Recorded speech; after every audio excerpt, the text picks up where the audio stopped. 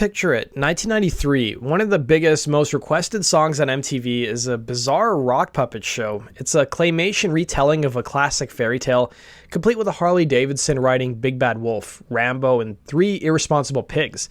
The song was 3 Little Pigs and the band was Green Jellö, a group that proudly called themselves the world's worst band. They were a chaotic art project built on goofy humor and intentionally crude musicianship. So what if I told you that one of the key voices that made this ridiculous viral hit happen belonged to him, the enigmatic, serious, and iconic frontman of the progressive metal band Tool, Maynard James Keenan. This isn't just a weird piece of trivia, this is the story of the unlikely, chaotic, and crucial launching pad for one of modern rock's most mysterious figures. It's a story of how, before Tool redefined heavy music, Maynard James Keenan's first real hit was a total joke. And it all started in a Hollywood loft with a guy who sold lizards for a living. To understand how a song like 3 Little Pigs could even exist, you have to remember the strange and fertile chaos of the early 1990s music scene. The neon-drenched, hairspray-soaked excess of 80s glam metal was on its last legs. In Seattle, a new sound was rumbling, but Nirvana wouldn't detonate the mainstream until late 1991. This created a bizarre transitional period. The old guard was fading, the new guard hadn't fully arrived, and the industry wasn't quite sure what to expect next. At the center of it all was MTV. The network held monolithic power over what became a hit. A clever, shocking, or just plain weird music video could launch a band from total obscurity into global stardom overnight. This environment was ripe for novelty, for irony, and for a band that had spent a decade refining its ability to be as ridiculous as humanly possible. A band whose gigs were a mix of punk rock and anarchic circus performances, complete with puppets and out-of-tune instruments. That band was Green Jellö, founded in 1981 by Bill Manspeaker with some high school buddies in Buffalo. They were bored and they also wanted to attract some girls. The group's entire philosophy was rebelling against musical talent. As Manspeaker put it, they knew that they were poor musicians, so they billed themselves as the world's worst band. And they ultimately decided to disguise their lack of ability with stupid props. They called themselves Green Jellö because Manspeaker believed it was the worst Jello flavor, and it also went well with his self-proclaimed tagline. He told Billboard, "People look at it and expect some big Broadway play. No, it's a third-grade rendition of Charlotte's Web." Their live shows were exercises in pure anarchy that got them banned from most venues in the early days, including smashing TVs on stage with sledgehammers. The band's lineup was a constantly revolving door, a chaotic collective legendary for having hundreds of members pass through them over the years. Manspeaker was the only constant. After moving from Buffalo to Hollywood in 1987 with his girlfriend, the band became a fixture of the underground scene. It was the same year they even appeared on The Gong Show.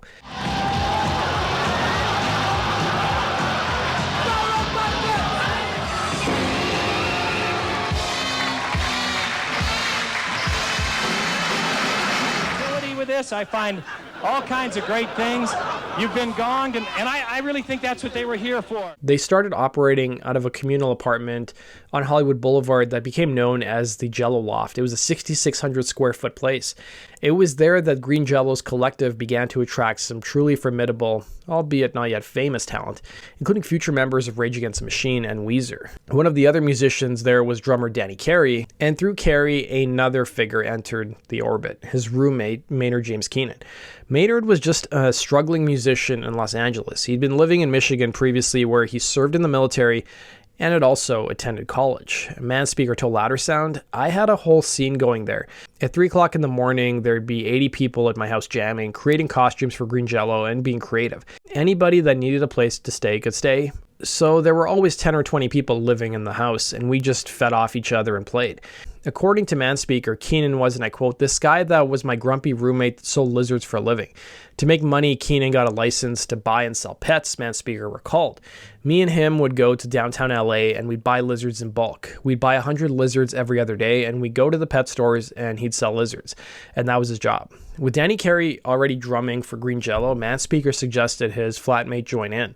For Maynard, who was simultaneously getting his serious, ambitious band Tool off the ground, the appeal was the lack of pressure. In his biography, Keenan called it a perfect fit because of the band's open door policy, which meant he could come and go as he pleased without any serious commitment.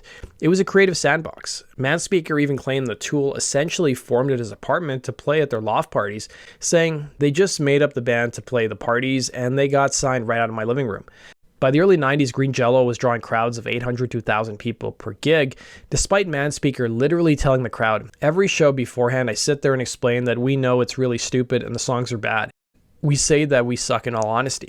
Being struggling musicians meant that the members had day jobs. Manspeaker worked as a cameraman for the E! Entertainment cable channel. Drummer Roy Staley was the director of KCAL TV's Evening News. Percussionist Kim O'Donnell was the studio manager of a recording studio. And singer-puppeteer Gary Helsinger was a talent scout for Chrysalis Music Publishing. Both Tool and Green Jellö soon signed to the same newly founded label, Zoo Entertainment. This was around 1991. What may surprise you to know is that Green Jellö briefly disbanded prior to signing with Zoo. It was singer and puppeteer Gary Helsinger, who was working with Chrysalis Music Publishing, who convinced Manspeaker to approach Zoo Entertainment with a marketing plan. This is where the story takes the most improbable turn. While Tool first got the record deal before Green Jellö did, they were given a pretty modest budget to record their debut EP, Opiate.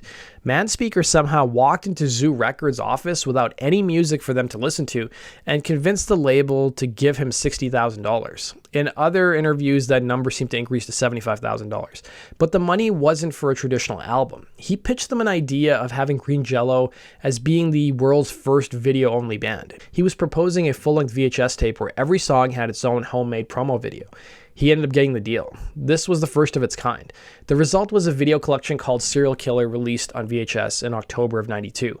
For the band to break even, they needed to sell about 16,000 tapes. Lou Maglia, who was the president of Zoo Entertainment, told Billboard that he attended a Green Jellö show at the LA venue, A Club with No Name, and he was blown away by the band's show. He liked how it featured a lot of audience interaction, and it reminded him of when he saw Motley Crue before they signed to Elektra. Surprisingly though, Manspeaker admitted their label didn't think the release was going to be a huge success, and the label heads at Zoo even got flack for signing the band.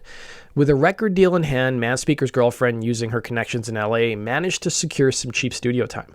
Now, the most notable and lavish song of the release was a twisted retelling of the Three Little Pigs. When it came time to record the vocals, the band needed voices for the pigs.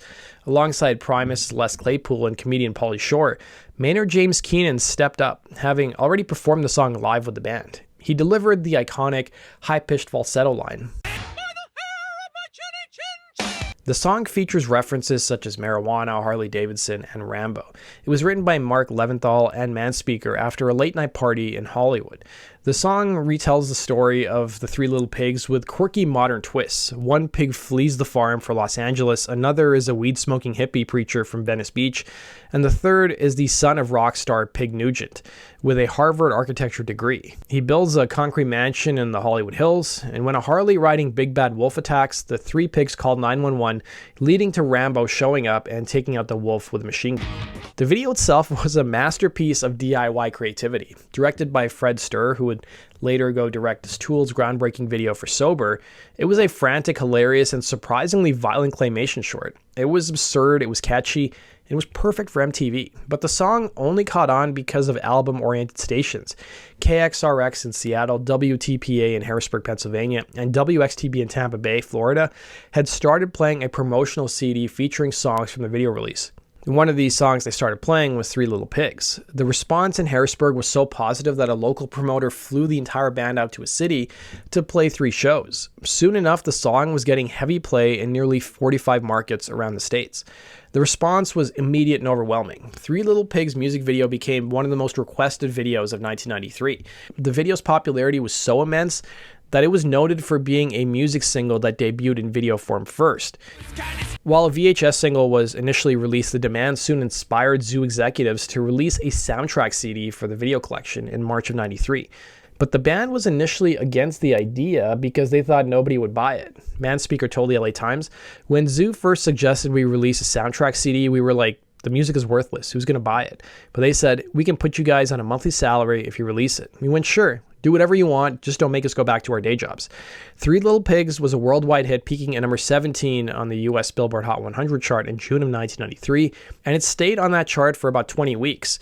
It ended up peaking at number 5 in the United Kingdom, and it also reached number 1 in New Zealand for 2 non-consecutive weeks, and it charted highly in several European countries. The chart success can be partially attributed to the song's unique and heavily aired music video. Three Little Pigs was later ranked as number 35 on VH1's 40 Most Awesomely Bad Metal Songs Ever. The VHS release topped the video release charts in the States, and it sold about 50,000 copies. The CD release went gold in the States, selling over 500,000 copies. A brief shining moment, the world's worst band had one of the biggest songs in the world. What may surprise you to know is that Green Jellö was Zoo Entertainment's top performing artist at the time. The success was massive, but it was also complicated. General Foods Incorporated, the owners of the Jello brand, sued the band for trademark infringement, or at least they threatened to do it.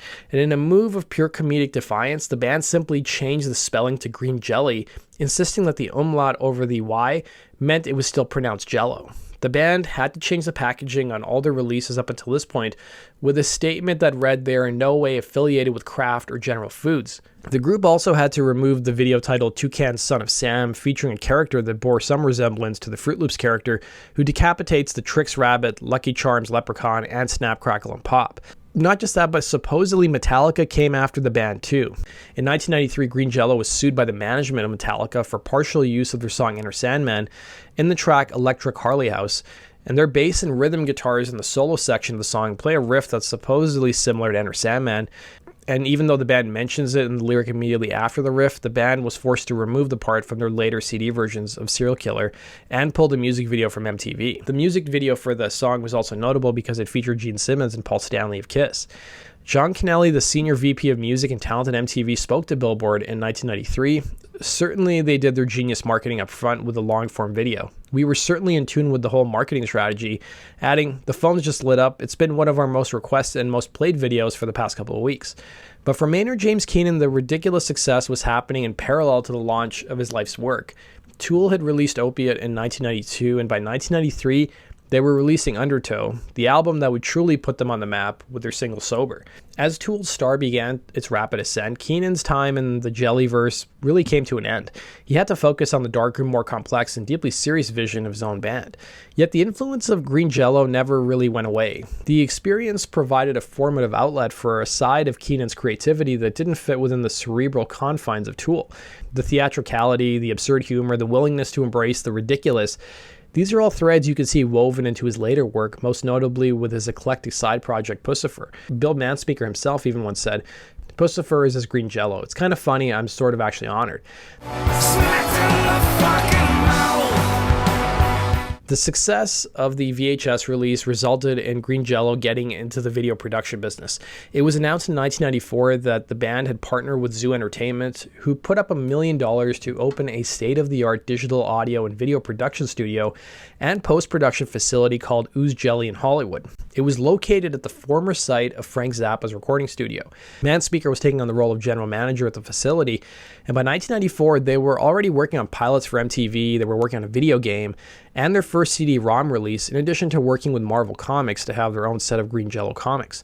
The band's dozen or so members also doubled as employees at the facility, as their guitar player served as a production manager, one of their drummers doubled as an editor, and one of their singers was skilled at 3D graphics. As for that MTV pilot, it was supposedly going to follow in the footsteps of Beavis and Butthead, which was one of the channel's premier programs. The idea apparently was to incorporate Green Jellö's cast of crazy characters into a program that someone close to the band describes as a cross between Beavis and Butthead and the Banana Splits, a reference to the loony 70s Saturday morning program. The show's working title, according to Billboard magazine, was The Stupid Heads, but it didn't seem like it got off the ground. The story of Maynard James Keenan and Green Jellö is more than just a footnote in a rock star's biography. It's a perfect snapshot of a unique moment in music history when the rules were in flux and a bizarre homemade puppet show could conquer MTV. It shows that creative paths are never a straight line. Sometimes the journey to becoming one of music's most revered and serious artists involves a detour straight into the absurd. It proves that before the multi-platinum albums, the sold-out arenas, and the mystique, one of rock's most enigmatic frontman got his first taste of fame by squealing like a pig in a fairy tale. As Bill Manspeaker proudly noted, of all of Keenan's incredible, complex, and profound songs, his very first hit all started with the "Not by the Hair of My Chinny Chin Chin." And the world of music is a lot more interesting because of it. That brings us to the end of today's video, guys. Thanks for watching, and we'll see you again in Rock and Roll True Stories. Take care.